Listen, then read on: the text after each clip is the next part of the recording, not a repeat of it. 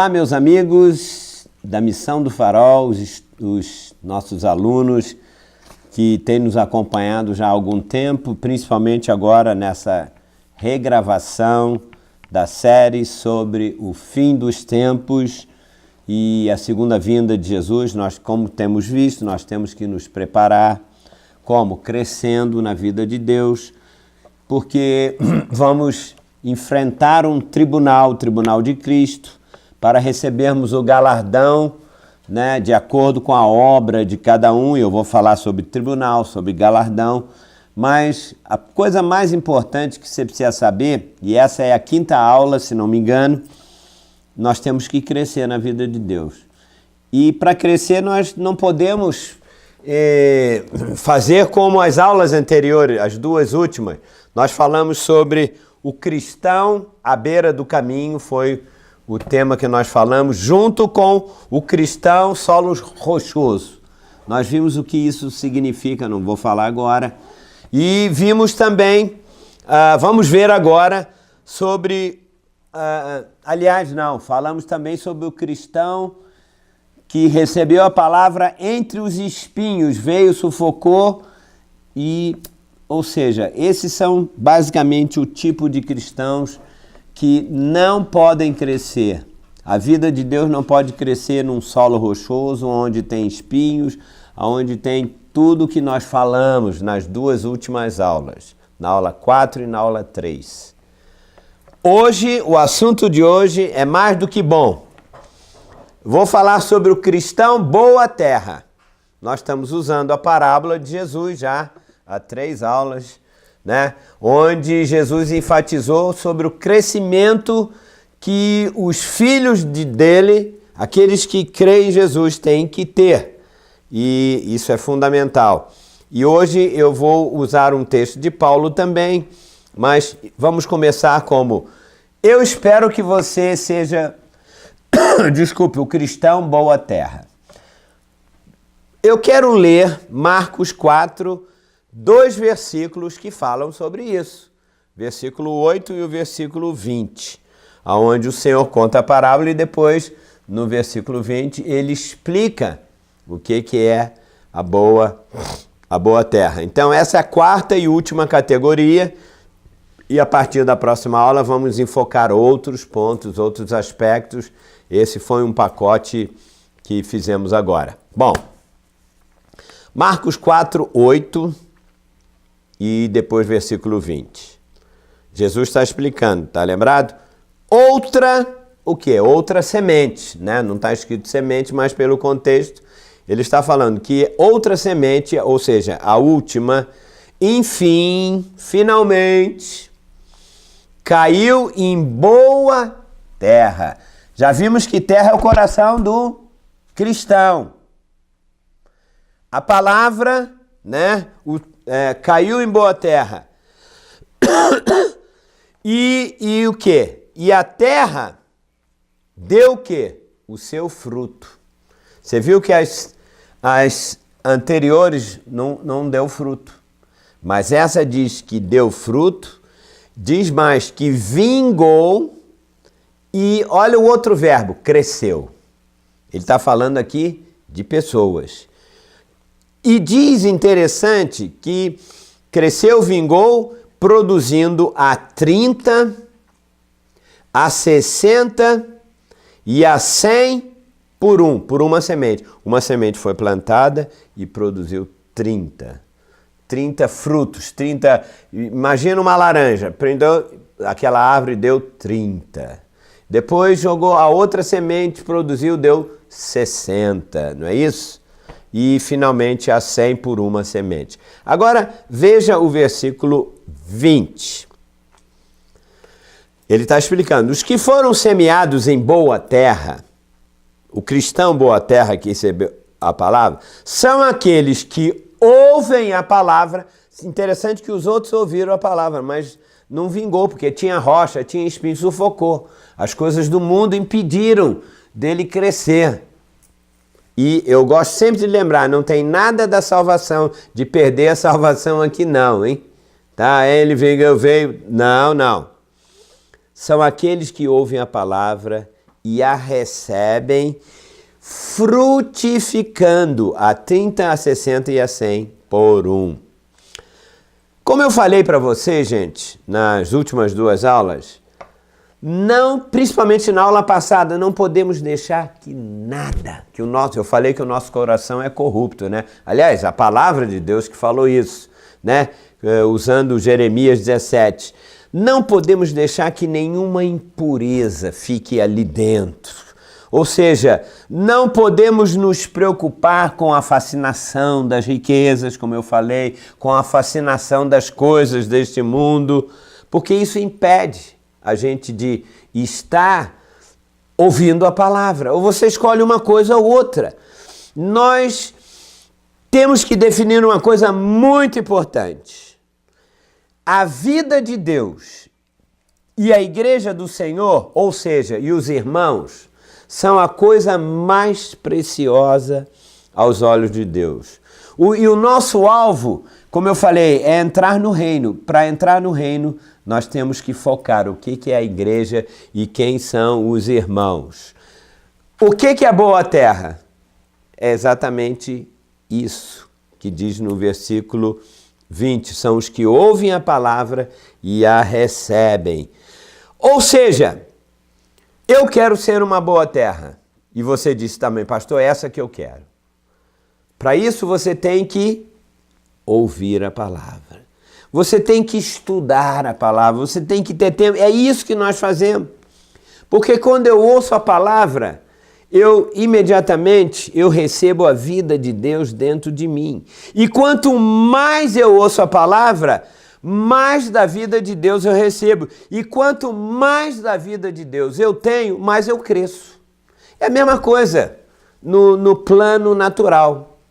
Uma criança está lá, se ela come o legume, o leite ou o pão, seja lá o que for, ela cresce. Mas se ela não come, ela vai ficar raquítica, vai ficar pequena.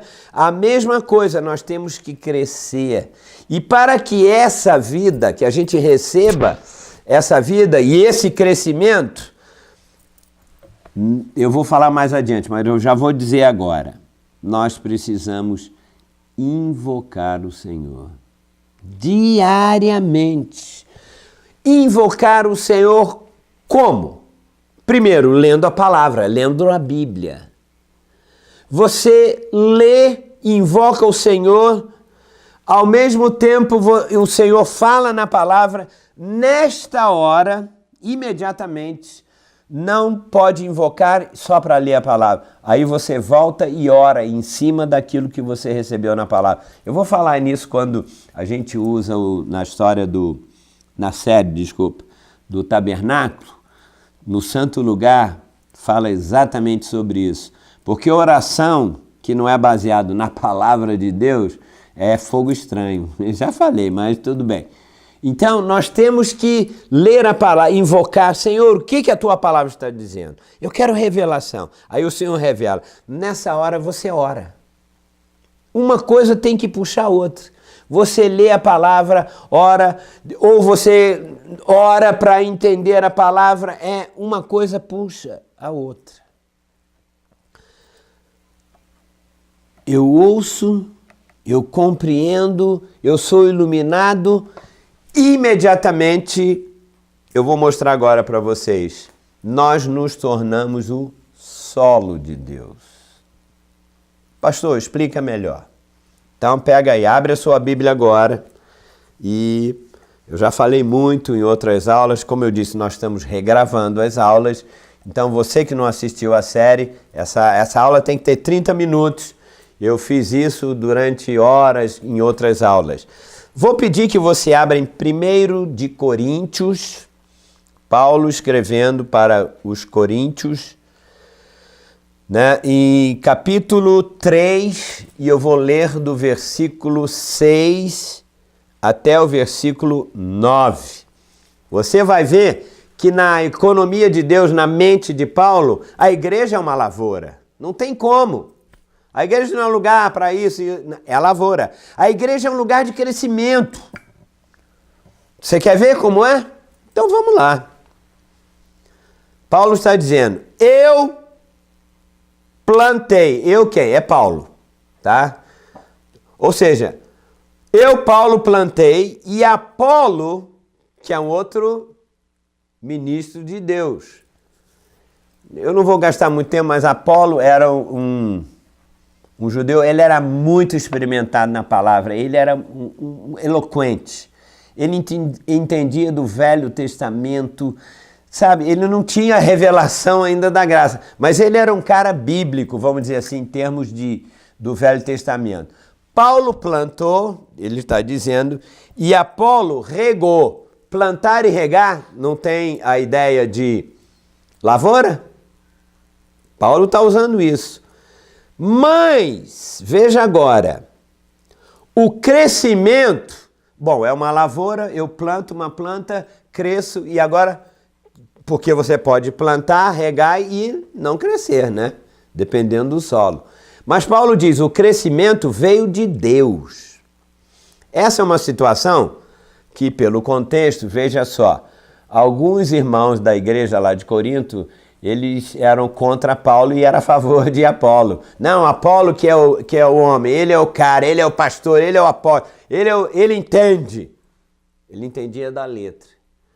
E outros diziam, não, eu não quero Apolo, eu sou de Paulo. Paulo é que é o grande apóstolo e tal. Então ficavam nessa discussão. E Paulo sabia disso e escreveu, disse, ei, o que importa não é Paulo. Quem é Paulo? Quem é Apolo? Não é isso?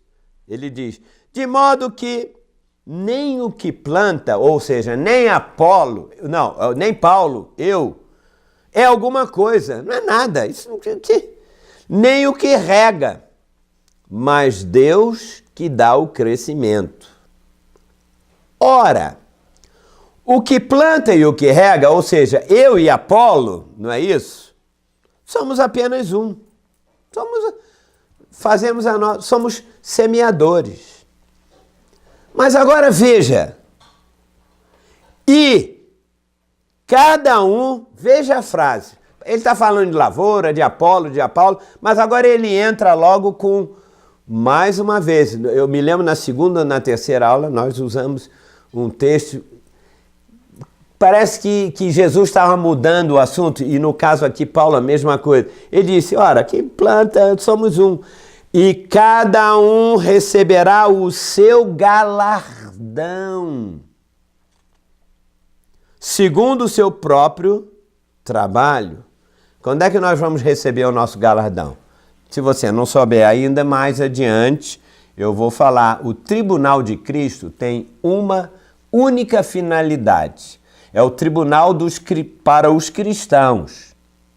Todos os cristãos de todas as eras, assim que Jesus voltar, né, ele vai fazer algumas coisas. Finalmente, isso é aula para daqui a pouquinho, para algumas aulas mais adiante. Ele vai o quê? Reunir todos que estão, porque a Bíblia diz que a ocasião de começar o juízo será pela casa de Deus. Porque Deus vai estabelecer muitos tribunais. Pelo menos tem uns 4 tribunais aí pela frente. Ah, não é só o tribunal de Cristo? Não. O tribunal de Cristo é para os cristãos. Lá naquele tribunal, você vai ver agora, cada um vai receber o seu galardão. Ou não. Não vou usar tudo hoje, porque em 30 minutos não dá para falar tudo. Mas nós vamos continuar. Então vamos receber o nosso galardão segundo o seu próprio trabalho. Agora ele continua no último versículo dizendo, porque de Deus somos cooperadores. Agora olha a expressão que ele usa novamente. Lavoura de Deus, edifício de Deus sois vós. O que é a igreja então? Qual é a figura da igreja? A igreja é como uma lavoura. Você sabe o que é uma lavoura? Uma lavoura não precisa ser agricultor. É um pedaço de terra, é uma faixa de terra, né, destinada ao quê? A plantação de legumes, pepinos, árvores, qualquer fruta.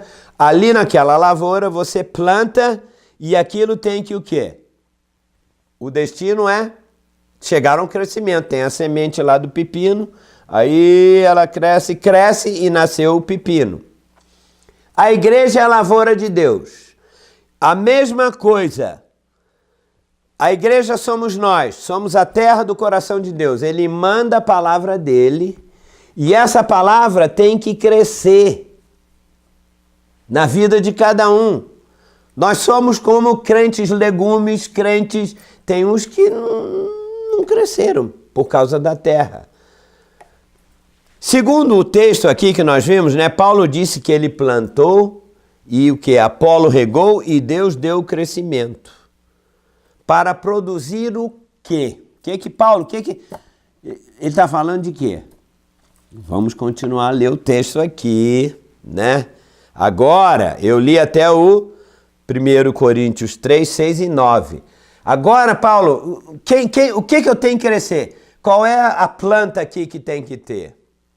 Sabe o que Paulo diz? Vamos ver o versículo 12 e o versículo 13. Olha só. Contudo, né, isso é continuação. Se o que alguém edifica, ou seja, plantou e edificou, sobre o fundamento... Espera aí. Tem que te explicar aqui. Que fundamento é esse? Jesus Cristo é o fundamento. Nós estamos estudando paralelamente sobre o tabernáculo de Moisés. E na aula que eu dei ontem aqui em Teresópolis até foi o seguinte, que ele é a pedra de esquina, a pedra angular. E ele é o nosso alicerce. A vida espiritual tem que estar em cima de um alicerce. Que é quem? Jesus. Ele é a pedra, o fundamento. Né? E ele diz, acima do fundamento, nós temos que ter uma construção. E ele diz, olha, tem alguns cristãos que edificam sobre ouro. Não é isso que ele diz? Uau, crente ouro. É. Crente prata. Uns edificam sobre ouro, outros sobre prata, estou lendo aqui, e outros sobre pedras preciosas. Mas ele continua dizendo, outros sobre madeira, outros sobre feno e outros sobre palha. Mas ele está falando de pessoas? Sim, veja agora. Manifesta se tornará a obra de cada um dos cristãos. Paulo está dizendo que existe crente ouro, crente prata, crente pedras preciosas, crente madeira, crente feno e crente palha. Não é isso? Agora, olha só. Pois o dia, com letra maiúscula, vai demonstrar, ou seja, a obra de cada cristão.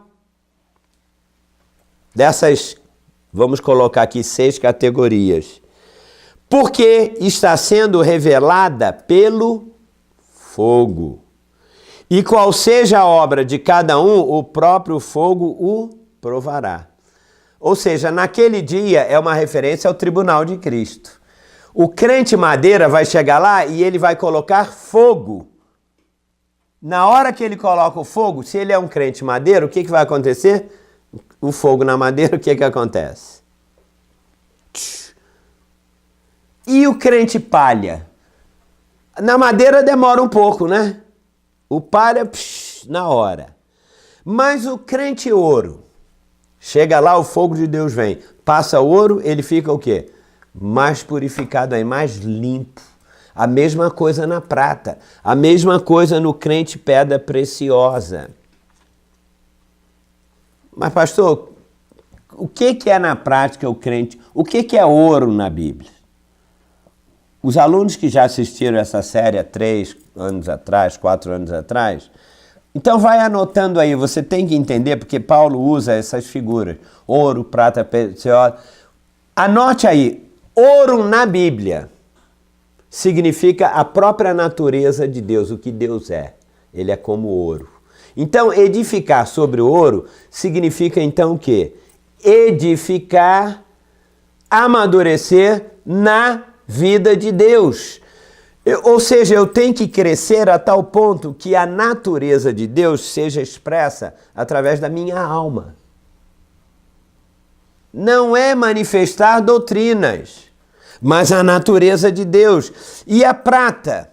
Nós estamos estudando o tabernáculo e nós vimos que lá no portão, na porta de entrada do tabernáculo, tinha as vergas e colunas eram de prata.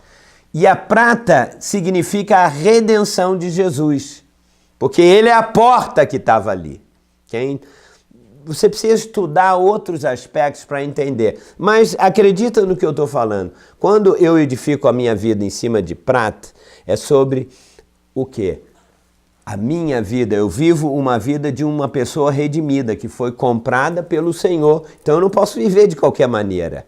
Uma vida sem culpa. Prata significa redenção. Eu fui comprado por alto preço e nesta hora eu não posso viver de qualquer maneira. Eu tenho que mostrar que eu vivo na minha alma, na minha mente, os meus pensamentos, os meus sentimentos. Eu busco as coisas de Deus. Por outro lado, as pedras preciosas também, que fala sobre o quê? São várias pedras preciosas. Fala sobre a transformação de glória em glória, sobre a pessoa do Espírito Santo. Então é Deus, prata é Jesus, e as pedras preciosas fala sobre a transformação pelo Espírito Santo da nossa natureza, ainda que não foi trabalhada. Ou seja, nós somos, como Paulo diz, lavoura de Deus. O que é a igreja do Senhor? É a lavoura de Deus. Para que eu vou à igreja? Para crescer em vida, não é para buscar uma bênção. Você busca a vida de Deus, você vai ter todas as bênçãos. Todas. Quanto mais você busca, você tem. Mas se você não quer crescer, você chega lá, pastor, ore por mim, bota a mão aqui, passa óleo aqui, passa não sei o quê, e faz a... Por isso que toda hora você tem que ir lá. Mas uma pessoa que cresce, ela é madura na vida de Deus, ela anda uma vida limpa diante do Senhor, o Espírito Santo vai transformando ela de glória em glória. As bênçãos têm que vir. Você está botando a carroça na frente do boi. Não, deixa o boi na frente. Cresça, amadureça e você vai ser transformado. Enfim, uma outra coisa, uma outra figura muito interessante, né? É que, na verdade, nós como cristãos nascemos como vasos de barro. Paulo diz que nós somos vasos de barro. Ele chega a dizer que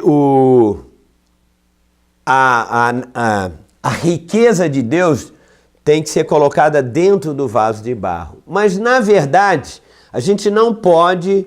Porque um vaso de barro, ele quebra. Se você tocar, se você... mesmo fazendo aquele vaso apertado no lugar aqui, porque o oleiro fazia assim antigamente, até hoje acontece isso. Então você apertava e quebrava, ou deixava secando, vinha alguém, esbarrava. Tem muito crente que é quebrado, porque ele não amadureceu. E Paulo fala em outras situações, aliás, Jesus já falou isso também. Todos nós somos vasos de barro, mas o Senhor entrou e agora esse vaso de barro tem que se transformar num vaso de pedra. Porque pedra, vós sois pedras vivas, tem essas figuras. Eu me lembrei aqui em João capítulo 1, no Evangelho de João, diz lá no texto que Simão aproximou de Jesus e depois de algum tempo, Simão era o nome de, sabe de quem? De Pedro. Mas Jesus mudou o nome dele, né? Ele disse, Simão era mais fraco ainda. E Jesus trocou o nome dele para Pedro, que significa pedra. Isso é muito interessante.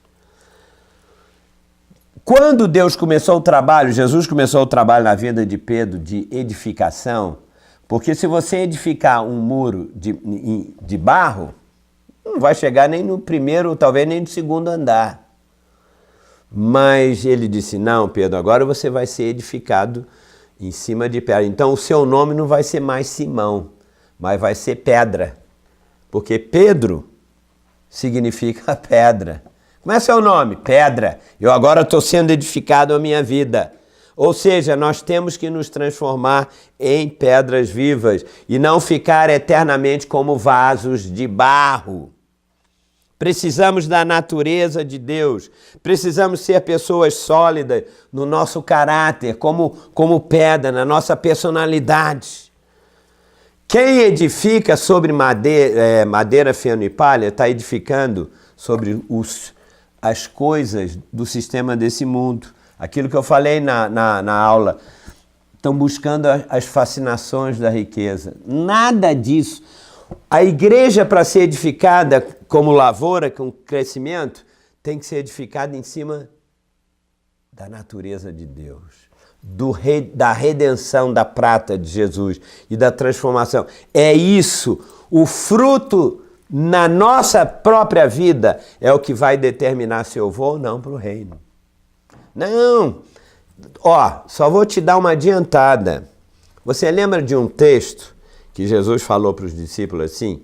Essas são as categorias de... O que eu faço para ir para o reino então? Jesus disse assim, não vou dizer o texto agora, mas eu me lembro de cabeça, ele falou assim: muitos naquele dia, falando para os discípulos, vão dizer: Senhor, Senhor, em teu nome eu profetizei. Se ele disse Senhor, Senhor, porque ele era um cristão. Se ele profetizou, falou em nome de Jesus, ele era uma pessoa de Deus. Senhor, lá no tribunal de Cristo, ele disse: Senhor, antes de mais nada, deixa eu dizer uma coisa. Em teu nome eu profetizei. Em teu nome eu expulsei todos os demônios. Em teu nome fiz mais o quê? Curei os enfermos. E tal. E fiz isso e aquilo. Jesus disse: nada de... Não, Senhor, eu profetizei, eu fiz isso, aquilo. Ele disse: nunca vos conheci. É a expressão que está lá. Quando eu der essa aula, eu vou te dizer o que significa isso. Aí ele fala assim, conclusão, ele bate o martelo e diz assim: afastai-vos de mim, os que praticais a iniquidade. Tem o cristão madeira, feno e palha, o cristão solo espinhoso, rochoso e tudo, é o que pratica a iniquidade. Você precisa saber o que é essa expressão. Mas como não é a aula de hoje, eu quero dizer o seguinte: você pode profetizar, eu expulsei demônio, eu curei, eu fiz isso tudo, mas você não vai estar qualificado para o reino. Você não vai perder a sua salvação. Você não pode ser edificado através de doutrinas, isso e tudo mais.